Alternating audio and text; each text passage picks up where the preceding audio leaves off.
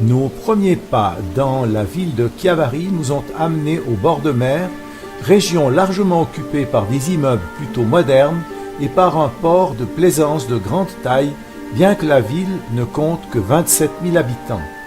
À fin mai, les touristes n'ont pas encore envahi les rues, mais les attractions sont déjà en place. Légèrement en retrait de la mer sur le Corso, les immeubles arborent la même structure avec arcades que la vieille ville. En revenant vers le centre, on atteint la place de Rome avec son très classique monument de Giuseppe Garibaldi, héros très médiatique du Risorgimento italien. C'est cette ville que son père quitta en 1770 pour venir s'établir à Nice. Donc moi je voudrais vous expliquer et vous montrer deux aspects de la ville pendant cette visite, c'est-à-dire la partie plus ancienne qui remonte au Moyen-Âge, qui est caractérisée par les ruelles étroites que vous voyez, par des coins mystérieux qu'il faut aller découvrir, où la lumière a du mal à filtrer. Et il y a aussi une partie de la ville plus moderne, plus récente, qui est caractérisée par des grands boulevards côtoyés par des arbres, où il y a beaucoup de lumière, de belles villas. Donc à la fin, vous avez un peu l'idée du développement historique de cette ville. La ruelle étroite que vous voyez, on l'appelle Carugio. Ça, c'est un mot en patois genois. Le mot Carugio dérive du mot char, charrette. Donc c'était en fait, à l'époque, la rue carrossable principale de la ville. À présent, c'est exactement le contraire, c'est la zone piétonne. Sauf le matin, il y a quelques véhicules qui passent car il y a les livraisons, mais l'après-midi, c'est complètement fermé au trafic. Et d'habitude, quand on parle de Carugio, on se réfère au centre de la ville. Donc, si vous arrivez n'importe où, dans une ville ou un village de la côte de la Ligurie, et vous connaissez peut-être pas le nom véritable de la rue qui se trouve au centre, si vous demandez tout simplement où se trouve le Carugio, vous êtes sûr que vous arrivez au centre. Cette rue, on l'appelle Corso Millo. Mais pour les gens de Chiavari, ça s'appelle la rue des Méricains, sans la A devant. Donc, on se réfère à quoi? On se réfère à la grande époque de l'émigration qui a commencé à partir de la deuxième moitié du 19e siècle et qui a vu beaucoup de gens partir d'ici pour aller chercher fortune ailleurs. En particulier, d'ici sont partis beaucoup de familles pour se rendre vers le sud de l'Amérique, Chili, Pérou, Argentine. Pensez qu'il y avait un paquebot qui partait depuis Chiavari toutes les semaines. Si vous regardez de l'autre côté de la rue, vous voyez trois exemples de belles maisons de soi-disant Américains, pour le distinguer des Américains véritables. Par exemple, la belle maison que vous voyez sur la droite, on dirait d'une maison coloniale comme vous trouvez dans le sud de l'Argentine. Mais là, on a ajouté de la fantaisie italienne. Vous voyez les belles décorations en terre cuite, les volets verts, le balcon en fer forgé. L'autre encore, elle a une allure un peu plus parisienne. Car le propriétaire, quand il est rentré des Amériques, il a eu la possibilité de visiter Paris. C'est la place de la cathédrale. La cathédrale, c'est le grand bâtiment que vous voyez là-bas, avec ses grandes colonnes en marbre blanc. La cathédrale ici, elle a une dédication un peu particulière, un peu drôle. Elle est dédiée à Notre-Dame du Potager. Je vous expliquerai pourquoi. En tout cas, la cathédrale existe depuis la fin du XVIe siècle et la façade que vous voyez, par contre, elle est plus récente par rapport à la construction de la cathédrale. Elle a été bâtie après un épisode qu'on raconte sur cette inscription en marbre en mémoire du miracle des hirondelles. Le 25 août 1835, la population de Chiavari, guidée par Saint Antoine Maria Gianelli, qui était le prêtre de la petite église à côté de l'hôtel où vous logez, à l'ombre de ce platin, a pleuré pour l'intercession de la Vierge du Potager pour qu'elle puisse préserver la ville du choléra. Si on regarde le bâtiment de l'extérieur, avec cet aspect néoclassique, on ne s'aspecte pas de trouver ça à l'intérieur. Et ce que vous voyez, c'est du baroque. Du baroque peut-être, à mon avis, un peu trop surchargé, mais en tout cas, il y a toutes les caractéristiques du baroque.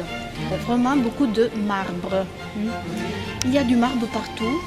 Et le marbre que vous voyez, en particulier le marbre qui va de nuances du blanc au gris, c'est du marbre qui vient de Carrara. Carrara n'est pas loin d'ici. On expliquera demain comment on faisait pour transporter le marbre. Mais si vous regardez sur toutes les chapelles, vous voyez des autres sortes de marbre. Il y a du marbre rose qui venait de la France, du jaune qui venait de la région toscane. Statue de Jean-Paul II en l'honneur de sa visite dans la ville. Nous allons maintenant nous plonger dans le Moyen-Âge. On se trouve idéalement déjà à l'intérieur des remparts. Et la place que vous voyez s'appelle Piazza Mazzini, à cause du monsieur que vous voyez au milieu. On trouve souvent les statues de Giuseppe Mazzini et Giuseppe Garibaldi dans le place d'Italie, car eux, ils étaient les deux protagonistes du mouvement politique appelé Risorgimento, qui a amené l'Italie à l'unification. Mais les gens de Chiavari, qui changent toujours le nom des places et des rues, appellent cette place la place des choux-fleurs, à cause du marché aux fruits et aux légumes qui se tient tous les matins. Était autrefois la citadelle. Qu'est-ce que c'est la citadelle? C'était un peu le centre de pouvoir civil, militaire, politique et aussi religieux de la ville quand la cathédrale n'existait pas encore. On l'a restaurée au début du XXe et c'était un artiste ou un architecte qui venait de Sienne qui a fait les travaux de restauration. Et lui, il a pensé d'utiliser cette pierre blanche qui n'a rien à faire avec la Ligurie, c'est du travertin. Le travertin, c'est une pierre typique de la Toscane, de Rome. On le trouve par exemple dans le Colisée à Rome. Lui, il voulait, disons, rejoindre cet aspect de Moyen-Âge, donc il a réussi son but, mais en fait, la pierre n'a rien à faire avec l'eau. Par contre, il y a des détails sur la façade qui nous aident à comprendre mieux l'origine du nom Chiavari. Alors, regardez, au-dessus de chaque fenêtre du cheminée, il y a un emblème représenté. Est-ce que vous arrivez à voir ce qu'on a représenté sur cette image? Voilà, c'est 3 tours, donc c'est le château qui se trouve en haut de la colline, l'ancien château de Chiavari. Et en bas du château, qu'est-ce qu'il y a? La clé, voilà. Ça, c'est l'explication du nom Chiavari. Chiavari dérive de chiave. Chiave, ça veut dire clé. Pourquoi clé? Je vous disais, Chiavari a été fondée par la République maritime de Gênes et la position de Chiavari, Chiavari se trouve sur une plaine qui était considérée stratégique par Gênes. C'était une plaine de laquelle on pouvait rejoindre 3 vallées, la vallée de Gênes, la vallée de Parma, Piacenza, la vallée de la plaine Padane. Donc c'était la clé des vallées. Donc pour la position stratégique, elle a été appelée la clé des vallées. C'est quelle la pierre typique de la Ligurie, vous savez? Non, c'est pas le marbre, c'est l'ardoise. L'ardoise, c'est la pierre noire que vous voyez ici.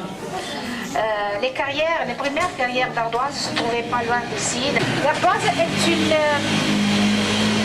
est une pierre sédimentaire qui s'est formée il y a des millions d'années au fond de la mer grâce à des dépôts de sable qui se sont cimentés ensemble. Et puis avec le mouvement de la terre, le tremblement de terre, etc., maintenant on retrouve les carrières d'ardoise évidemment sur les collines. Sculpter l'ardoise n'est pas évident car travailler avec toutes ces couches qui sont très très dures est très difficile. Par exemple, ici vous avez des portails qui remontent au XVe siècle, ils sont entre les plus vieux de la ville. Et c'est pas seulement une question d'œuvres d'art, mais c'est aussi des décorations qui nous disent quelque chose en plus des maisons et de l'organisation de la maison du Moyen-Âge à l'intérieur. Par exemple, si vous regardez ici, il y a l'entrée de la maison. D'habitude, au-dessus de l'entrée de la maison, on représentait des saints qui devaient protéger la famille. Vous voyez ici, il y a la Vierge à son enfant, il y a Saint Antoine, Saint François d'Assise, Saint Bernardin, etc. Les petits anges qui transportent quoi? Des raisins, voilà, vers le pressoir central. Donc peut-être qu'ici, il y avait la cave de la maison. Le détail qui nous intéresse se trouve là-haut. C'est quoi ça? Voilà, c'est un forgeron. Donc peut-être qu'ici, il y avait l'écurie de la maison. Vous voyez, donc si vous regardez tout simplement les détails, vous pouvez comprendre des choses en plus. À l'époque, vous savez que la nourriture était bien différente par rapport à aujourd'hui, surtout pour ce qui concernait la viande. La viande, c'était quelque chose qui pouvait se permettre que les riches. Mais ici à Chiavari, il y avait une tradition un peu différente. Regardez qu'est-ce qu'il y a de l'autre côté de la rue. C'est quoi ça? Cette tradition, c'est une triperie, c'est la dernière de la ville. Chiavari se trouve, je vous disais, dans une plaine, entre deux rivières. On verra les rivières. Et donc, il y a toujours eu le problème des inondations, de l'eau qui monte de la rivière. Et pour se protéger, déjà au début de l'histoire de cette ville, on avait commencé à bâtir les maisons. Imaginez-vous une sorte de palafite, donc 4 piliers sur lesquels se trouvait une pièce rudimentale. Ça servait pour isoler. Voilà, comme à Venise, plus ou moins. Quand la ville de Gênes, la République de Gênes a fondé Chiavari, elle a gardé évidemment ce modèle de maisons surélevées en créant des arcades. Donc les arcades servaient pour isoler la maison. Mais quand la ville de Gênes a établi ce modèle de maison avec arcades, elle n'avait pas donné des règles pour ce qui concernait les dimensions des arcades. Et en fait, si vous le regardez, si vous venez ici et vous regardez le défilé des arcades, vous voyez, elles sont toutes différentes.